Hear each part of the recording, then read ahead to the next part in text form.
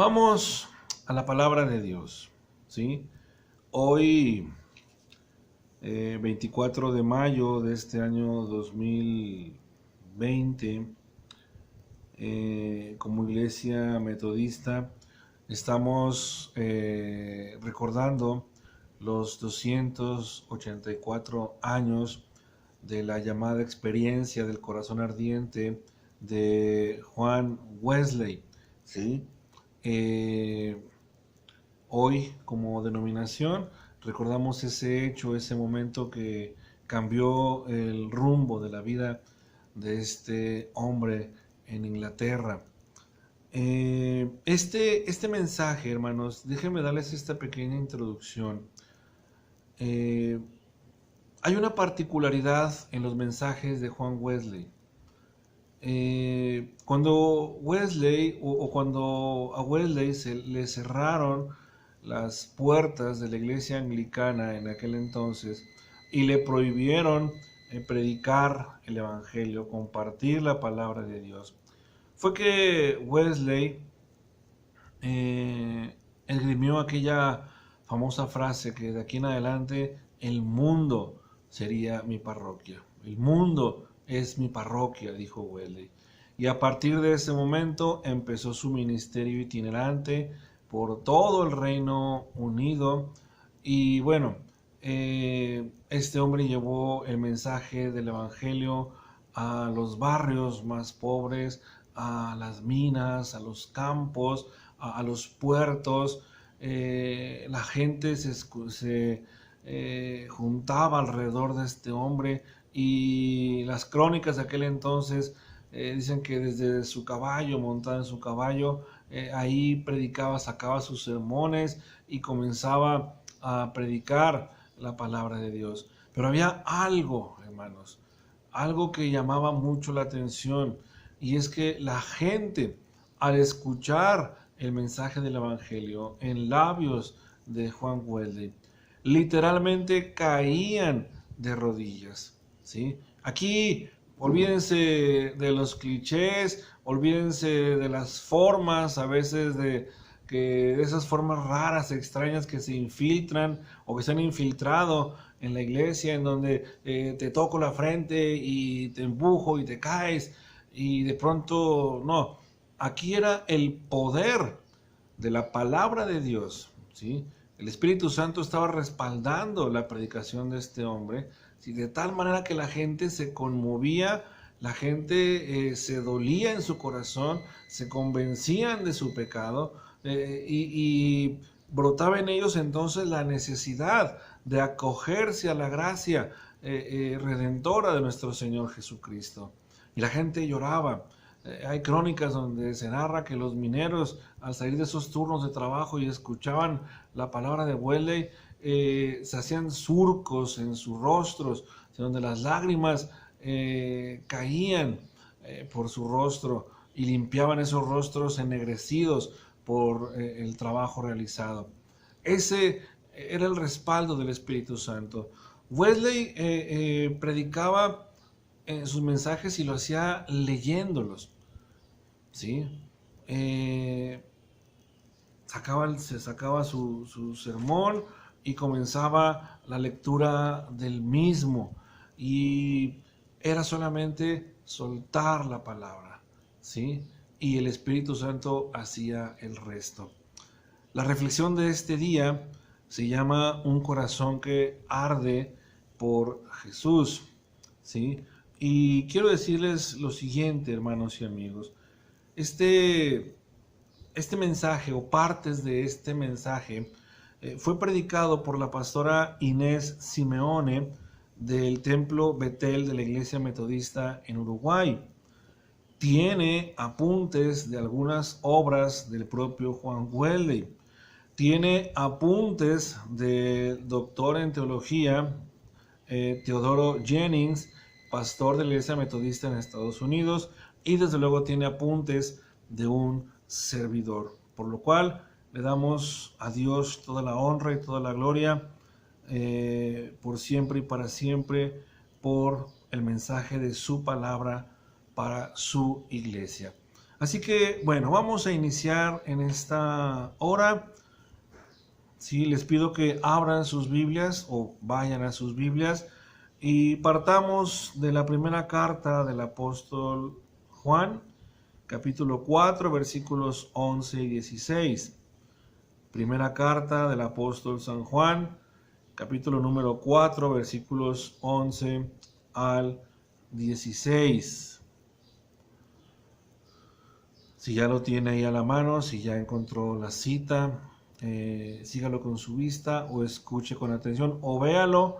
Va a aparecer aquí en la pantalla la lectura respectiva que dice así: Queridos hermanos, ya que Dios nos ha amado así, también nosotros debemos amarnos los unos a los otros. Nadie ha visto jamás a Dios, pero si nos amamos los unos a los otros, Dios permanece entre nosotros y entre nosotros su amor se ha manifestado plenamente. ¿Cómo sabemos que permanecemos en Él y que Él permanece en nosotros? Porque nos ha dado de su Espíritu, y nosotros hemos visto y declaramos que el Padre envió a su Hijo para ser el Salvador del mundo. Si alguien reconoce que Jesús es el Hijo de Dios, Dios permanece en Él y Él en Dios.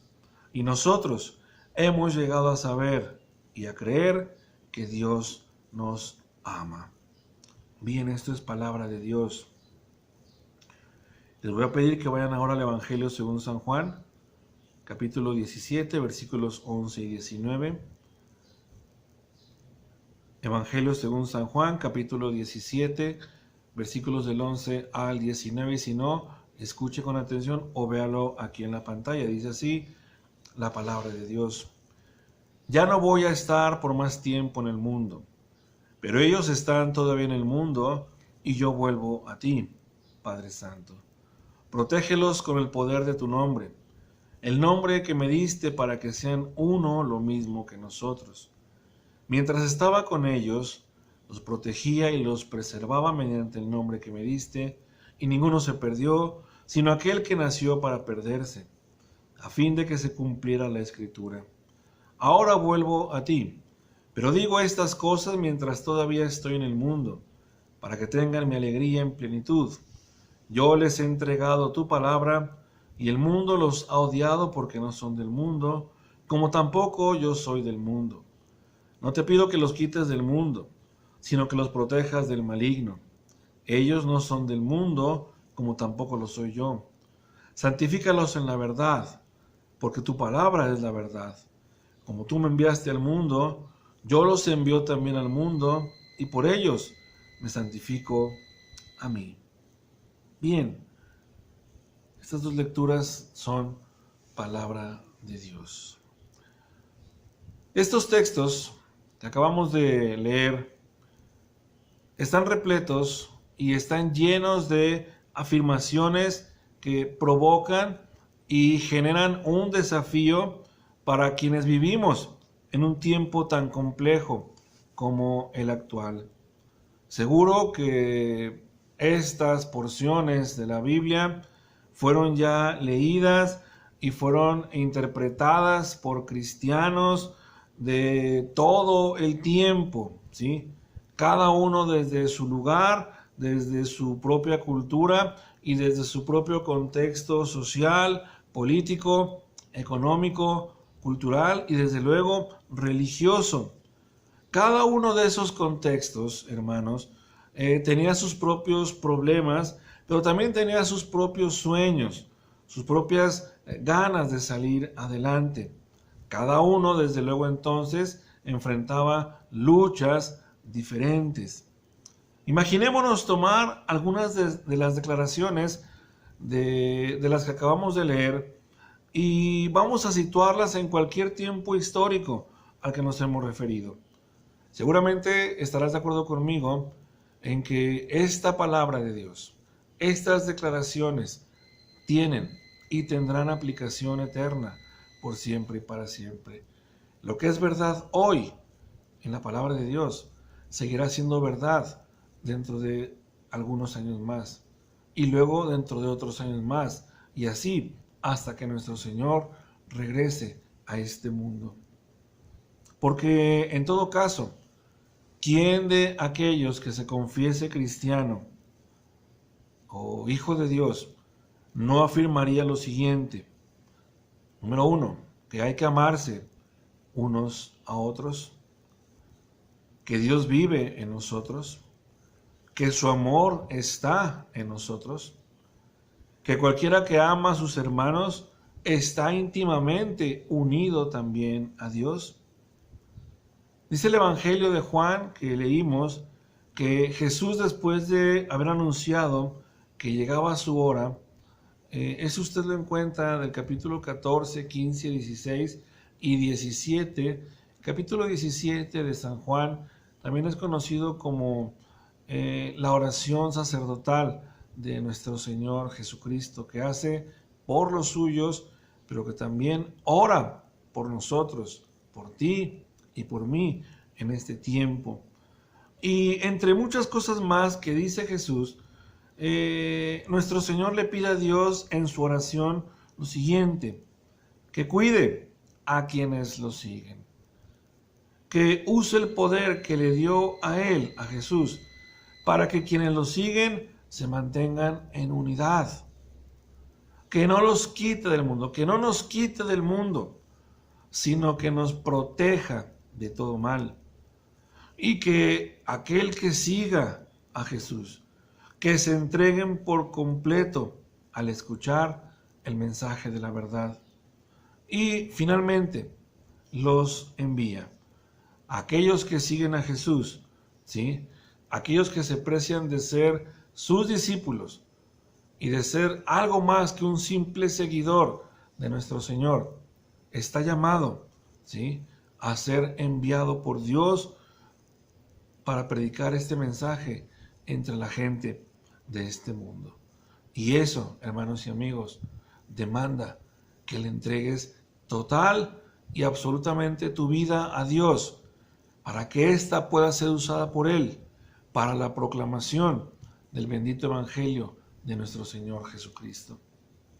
Todas estas verdades, podemos añadir, que están en la palabra de Dios, han sido ya adaptadas y han sido contextualizadas a través de los siglos, en las naciones, en los pueblos y en las comunidades de diferentes maneras. Aunque estos desafíos aún existen ahora como existieron en el pasado, conllevan una gran responsabilidad. ¿Y cuál es esa responsabilidad? ¿Cuál es esa responsabilidad que tú y yo debemos de asumir? Es muy simple: conservar el corazón del mensaje. No podemos negociar y tú no puedes diluir el mensaje del Evangelio, ¿sí?, para que caiga bien a los hombres. Se tiene que decir el mensaje completo.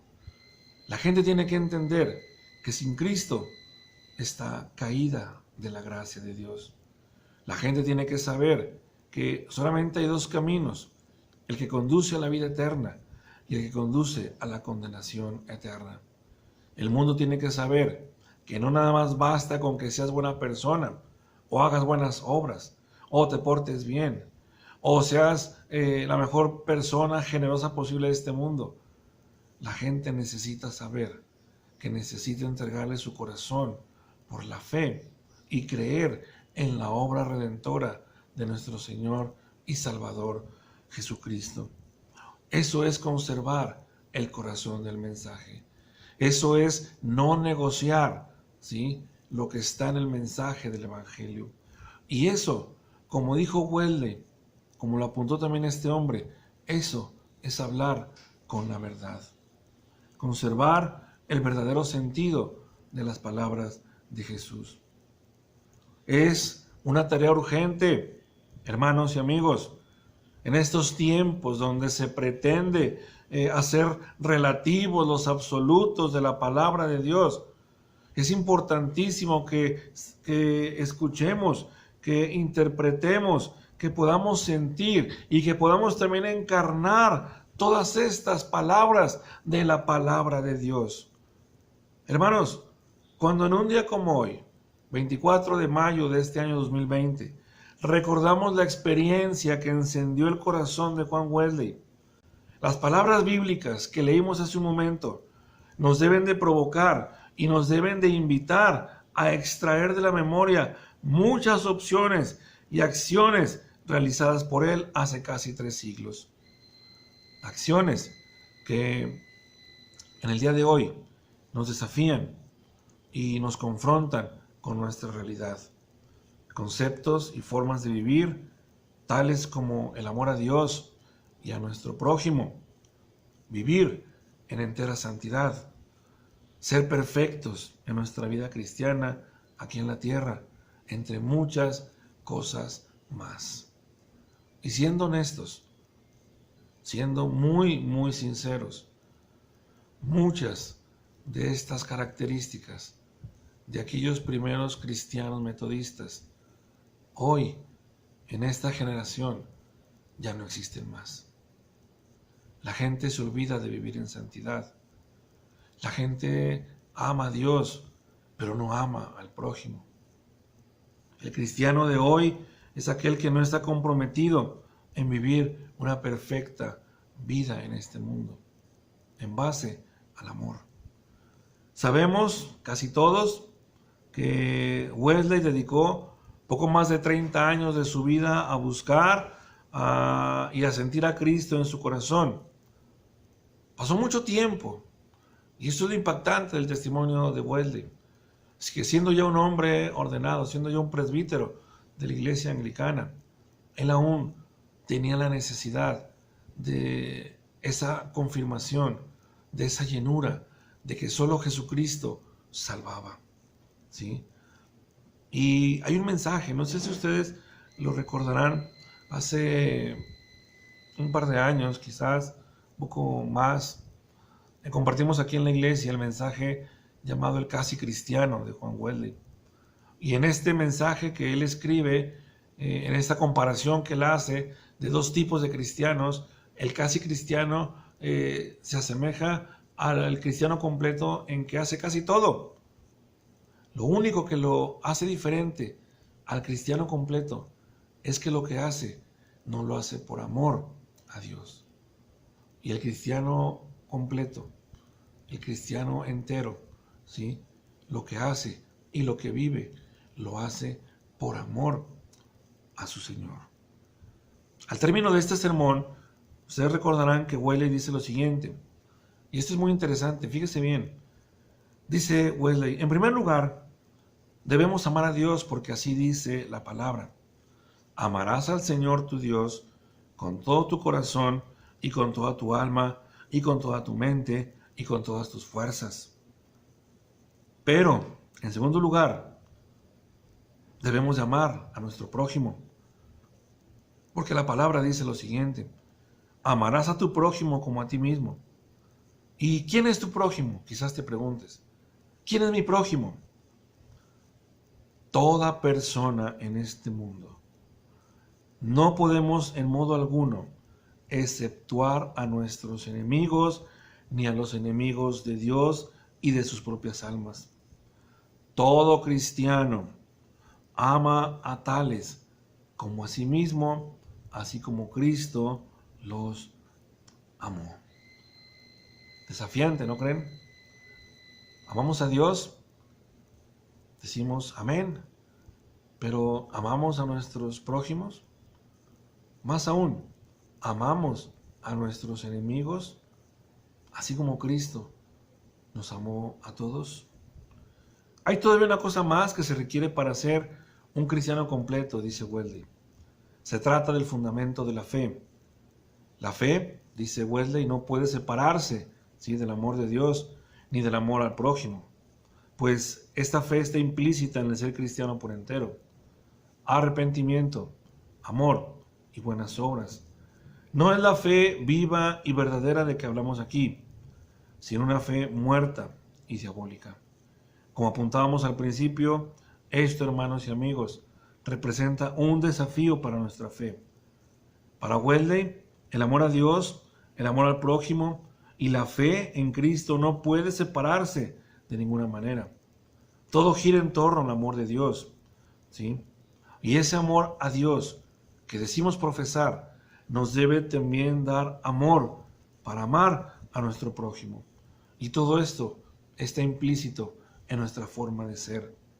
En pocas palabras, para que quede claro, se es un cristiano verdadero cuando se ama a los enemigos, así como Cristo los ama.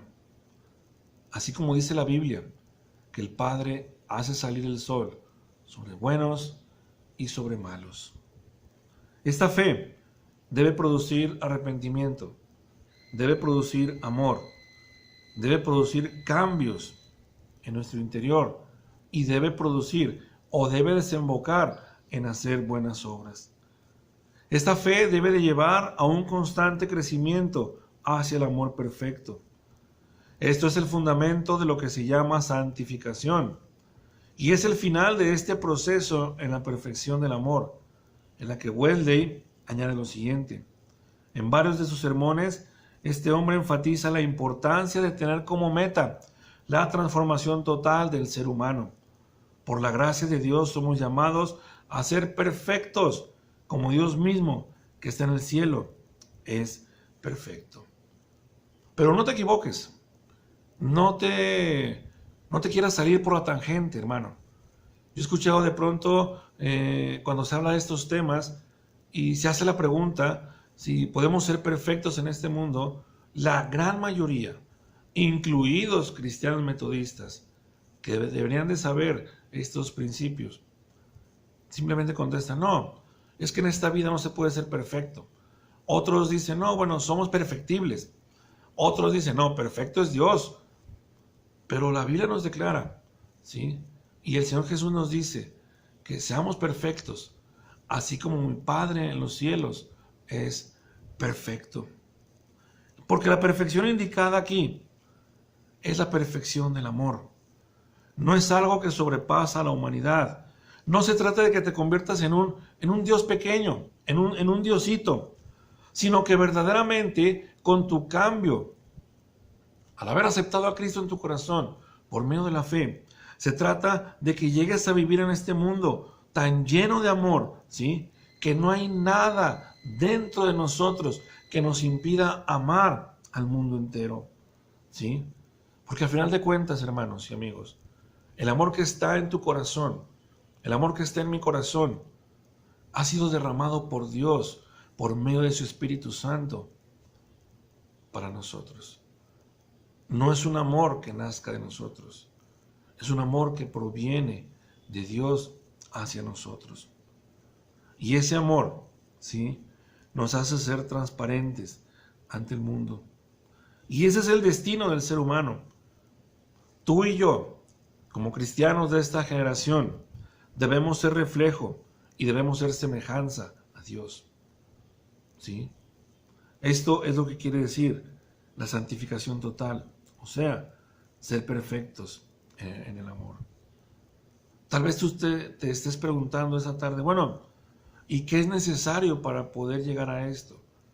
¿Qué es necesario para entender lo que significa todo esto? El profesor Teodoro Jennings, que lo citamos al principio, él es pastor y teólogo metodista de los Estados Unidos y tiene un libro llamado Santificación y Transformación Social. En este libro, el doctor Jennings apunta algunas dimensiones de la santificación. Y dice, número 1, la santificación del corazón da como resultado la transformación de la vida personal, la santificación de la vida relacional, sobre todo enfocando nuestra manera de relacionarnos con las personas que nos rodean, la vida en el mundo, o sea, la transformación de la vida en su aspecto económico, la transformación en la relación con los desamparados, los pequeños de Cristo Jesús, la transformación de nuestra vida en el proceso para convertirnos en representantes del amor de Dios en el mundo. Estos aspectos mencionados no son pasos a seguir de manera sucesiva, sino que son dimensiones superpuestas que funcionan juntas en la vida cotidiana. Impactante, ¿no creen? Básicamente lo que dice el doctor Jennings es que cuando tu corazón es transformado, cuando tu corazón es comienza ese proceso de santificación. Entonces hay un resultado que se nota. Primero, en tu vida personal, en tu forma de hablar, en tu forma de relacionarte con los demás, en tu forma de comportarte. Y luego esa santificación personal comienza a desbordarse en una santificación relacional. La gente que está a nuestro alrededor, nuestros vecinos, nuestros compañeros de trabajo, nuestra familia, comienza a ser influenciada debido a esa santificación personal, ¿sí? Y después se sigue desbordando en la manera en que tú sigas buscando esa santificación. Entonces el mundo, la sociedad será contagiada de esto, será influenciada por esa situación, ¿sí? Hazte una pregunta, hermanos. Hagamos un ejercicio brevemente. ¿Cuántos de nosotros, hasta este día, verdaderamente y de verdad somos misericordiosos con los que menos tienen? ¿A cuántos hemos ayudado? ¿A cuántos has ayudado? ¿O a cuántos le has rehuido por el simple hecho de que son pobres? ¿O por el simple hecho de que viven marginados? Cuando el corazón del hombre es transformado por el poder del amor de Dios, entonces nuestra percepción de las cosas cambia. Entonces el enfoque que tenemos de este mundo comienza a ser diferente. Ya no vemos al mundo con los ojos de la carne. Ahora vemos al mundo con los ojos de Dios. Yo espero que me estés entendiendo en esta parte. Porque el cambio que comienza a originarse en tu corazón, en ese proceso de santificación del que habla Wesley, te va haciendo cambiar también de percepción de lo que hay a tu alrededor. Ya no eres egoísta, ahora das. Ya no eres mentiroso, ahora hablas con la verdad. Ya no cierras el puño para ayudar, ahora das al necesitado. Tu vocabulario comienza a cambiar. La forma de hablar comienza a reflejar que verdaderamente estás en un proceso de santidad. Y miren, yo sé que es un cliché muy usado en la iglesia. Yo sé que a veces abusamos de él, pero es una realidad. ¿Qué tanto de tu lenguaje actual se asemeja al de Cristo? ¿Y qué tanto de tu lenguaje actual, ya como cristiano, se asemeja a tu viejo hombre? Yo he escuchado a hombres y mujeres aún maldecir, aún decir tontería y media cuando hablan. Algunos lo justifican. Otros dicen, es que así somos en mi familia. Es que no pasa nada. Bueno, sí pasa. Pasa que entonces no hay una evolución en ese corazón. Pasa que aún tu corazón está atado a las viejas costumbres del hombre mundano y no de la nueva criatura que se supone somos en Cristo Jesús. El doctor Jennings apunta en lo que tiene que ver con este proceso de santificación lo siguiente. Número 2, dice, esa santificación tiene que producir frutos visibles. Si vamos a dar evidencia de la eficacia de la gracia santificadora, entonces tenemos que dar frutos que sean visibles. Una esfera clave para ver los frutos de esta transformación del corazón tiene que ver con nuestras relaciones con los demás, en especial con la gente con la cual llevamos relaciones más íntimas, familiares, amigos y amigas, hermanos y hermanas en la comunidad de fe. Si vivimos en el Espíritu, no guardaremos rencor y resentimiento y empezaremos a perdonar a los demás. No tendremos envidia, vamos a dejar de juzgar, vamos a dejar de murmurar, vamos a dejar de hablar mal de los demás. Ya no seremos egoístas en la carne. Ya nada nos conducirá al rencor y el resentimiento. Esos son los frutos de los que habla el doctor Jennings, ¿sí? Cuando un corazón comienza el proceso de santificación.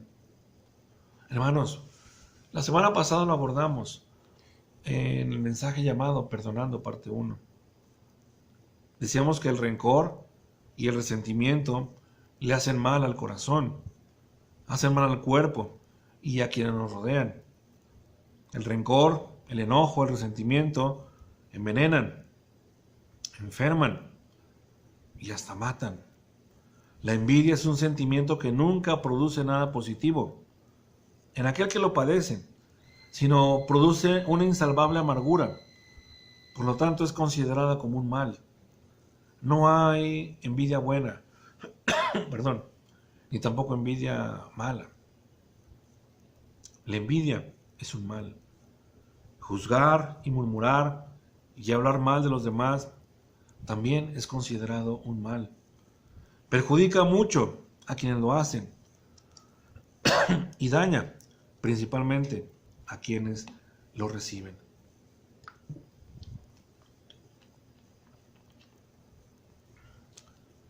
Esos conceptos de envidia, de murmuración, de maldad, han estado presentes a lo largo de los tiempos y en todos los lugares del mundo. Y a veces nosotros no sabemos diferenciar estas cosas. A veces decimos, es que tengo envidia de la buena. ¿Cuántas veces no he escuchado eso? Ay, es que tengo envidia de la buena. O cuántas veces sin darnos cuenta ya nos enganchamos en la murmuración hacia otro hermano en la fe. Es muy fácil de pronto caer en esa trampa. Lo que comienza como de pronto un intercambio de ideas, sin darte cuenta te vas deslizando y ya estás siendo parte de un juicio, de una murmuración, de una intriga en contra de un hermano de la misma fe. ¿Sí? Y Juan Wesley al respecto dice lo siguiente: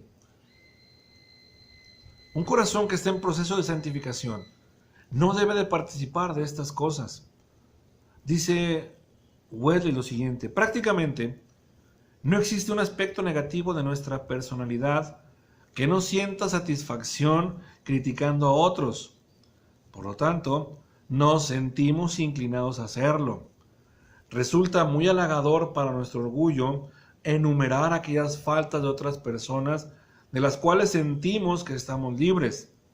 Damos rienda suelta a nuestra ira, a nuestro resentimiento y a toda suerte de actitudes cuando hablamos mal de aquellos o de aquellas con quienes estamos disgustados. Si es cierto, somos muy fáciles de engancharnos en un juicio. Ahora se ha perdido el temor por criticar a un hermano en la fe. Ahora se hacen juicios muy ligeros, se murmura, se habla de los siervos, se habla de los pastores a sus espaldas, se intriga, se acecha y luego se hace público. Siervos, hermanos, líderes de la iglesia, hombres y mujeres, todos por igual, somos a veces pasados por esa situación de murmuración y de críticas y de envidias. Al respecto, Juan Wesley dice lo siguiente: si es que van a distinguirse de otras personas, lo quieran o no, procuren que la señal distintiva de un metodista sea esta: jamás hablen mal de alguien a sus espaldas, y por este fruto los conocerán. Quiero ir concluyendo con lo siguiente. Todo lo que hemos dicho en esta mañana, en estos minutos, en esta reflexión, son parte del llamado pensamiento wesleyano. Y son conceptos que no son nuevos y que aparte están en la Biblia, en la palabra de Dios.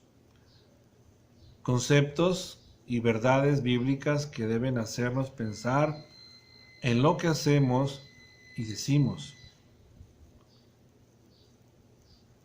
¿Cómo somos los cristianos metodistas de esta generación y de esta iglesia, en esta sociedad en la que nos ha tocado vivir? ¿Tú crees que nos distinguimos de los demás por el gran amor que hay dentro de nosotros y entre nosotros como hermanos en la fe? ¿Tú consideras que estamos llenos de frutos tales como la comprensión, el perdón, la armonía y la aceptación, entre otros más? ¿Cuál es el fruto por el cual nos conocen? ¿Cuál es el fruto por el cual a ti te conocen? Miren,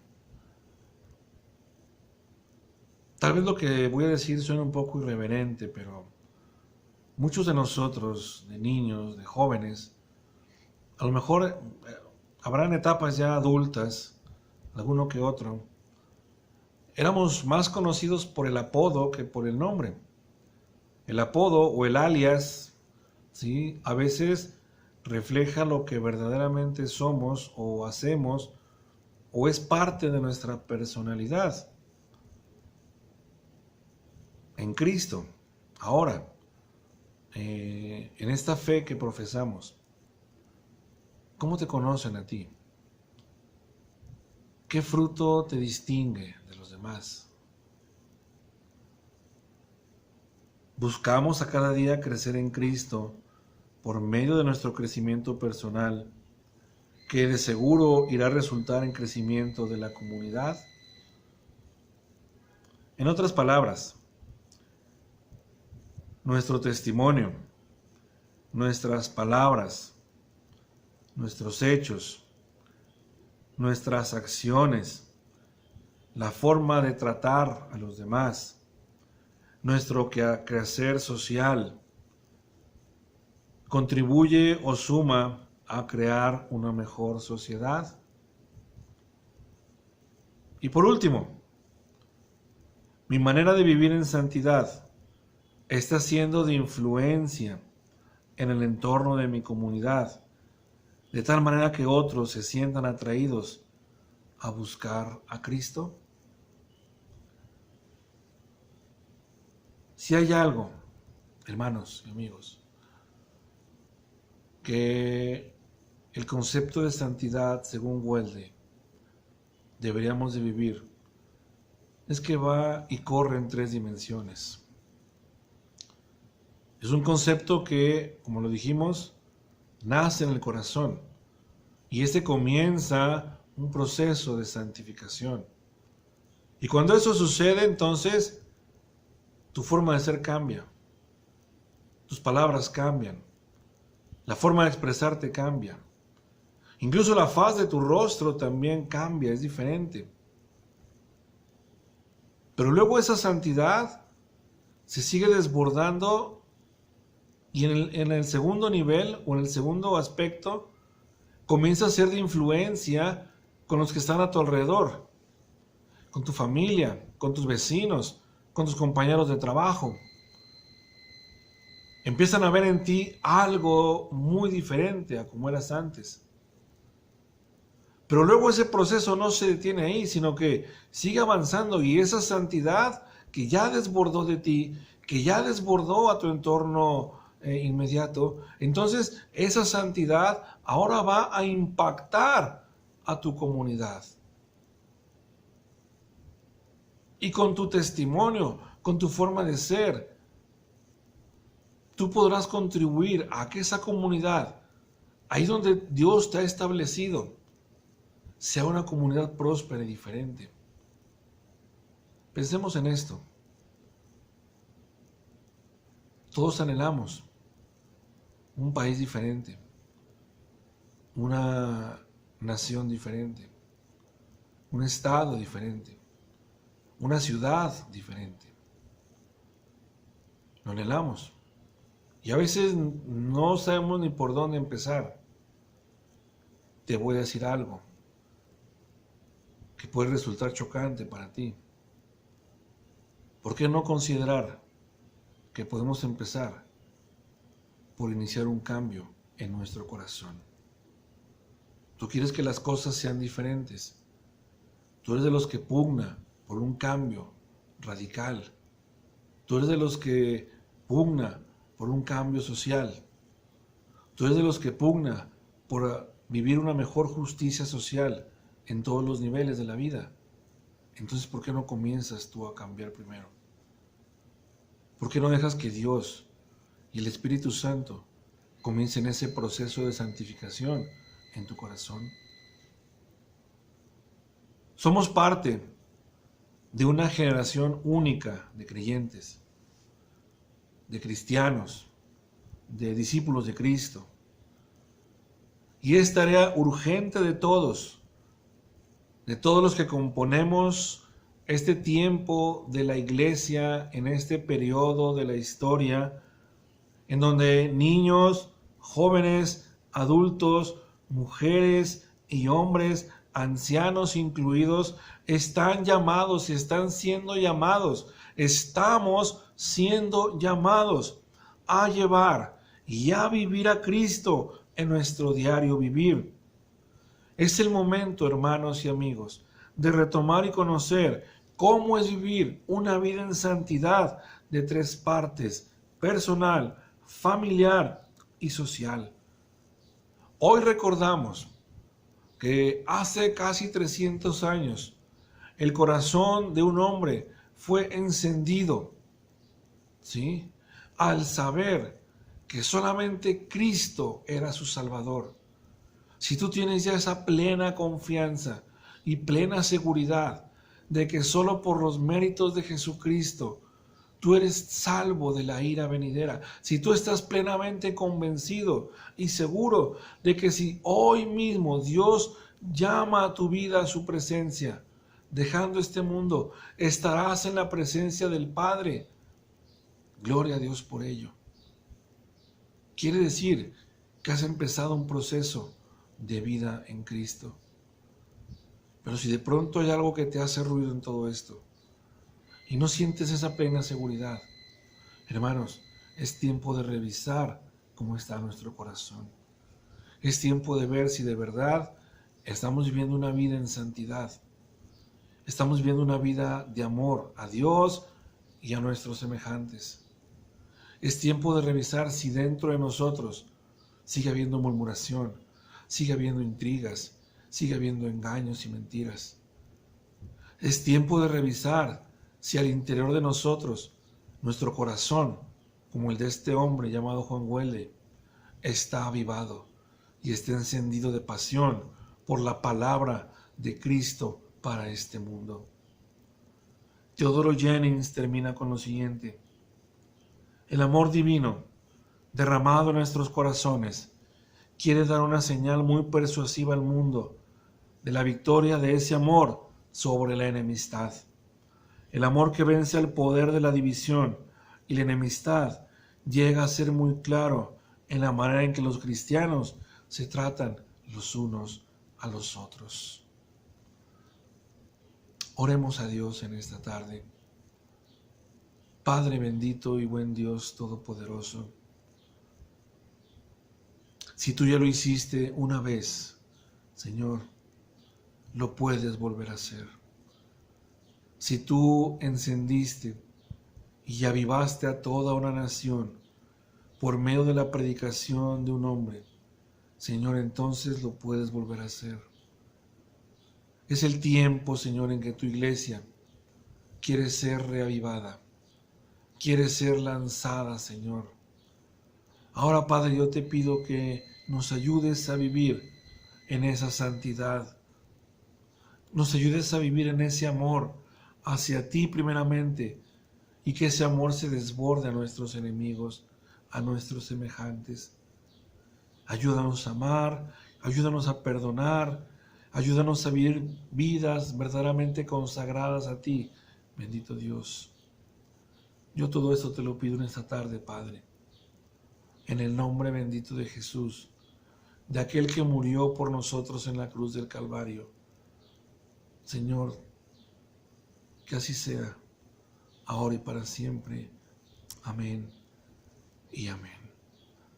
Hermanos y amigos, que Dios te bendiga, que Dios avive en tu corazón esa flama, esa llama que un día fue encendida cuando escuchaste de este glorioso mensaje.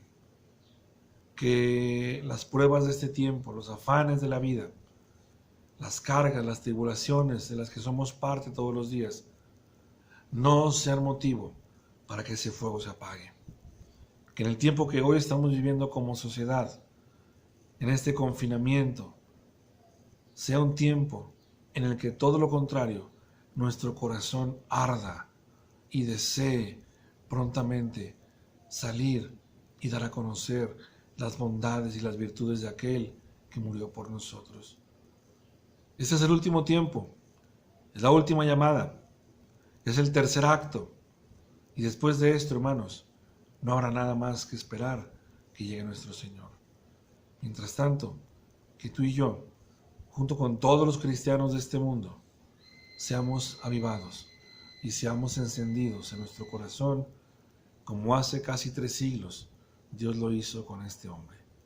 Y que nuestra predicación, nuestro testimonio, sirva no solo para cambiar nuestras vidas, sino para influir en otros al conocimiento de Dios. Y más aún, que nuestro estilo de vida, nuestro testimonio, sea de impacto para esta sociedad. Que así sea, en el nombre de Jesús. Dios te bendiga, Dios esté contigo y con tu familia en esta hora. Que la bendición de Dios Todopoderoso, Padre, Hijo y Espíritu Santo, sea con todos y cada uno de nosotros, ahora y para siempre. Amén y amén. Nos vemos el martes en oración, 9 de la noche. Hasta entonces, Dios está con ustedes y con sus familias.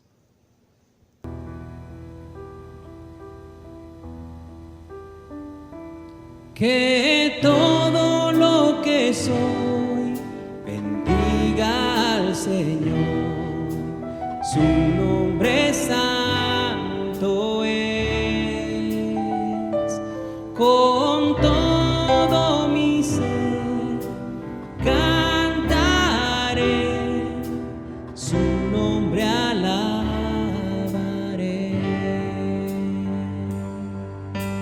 Sale el sol, es un nuevo amanecer, es tiempo de adorar otra vez. No importa lo que venga, mi anhelo es que me encuentres cantando hasta que se ponga el sol. Que todo lo que soy bendiga al Señor. Su nombre santo es. Con todo mi ser cantaré, su nombre alabaré. Tu amor es grande, eres paciente y bondadoso es tu corazón. Por todo lo que has hecho yo seguiré cantando. 10,000 razones para alabar. Que todo lo que soy bendiga al Señor. Su nombre santo es. Con todo mi ser cantaré, su nombre alabaré. Y en ese día, cuando ya no tenga fuerza y se acerque ya el final, aún así te seguiré cantando por 10,000 años y la eternidad.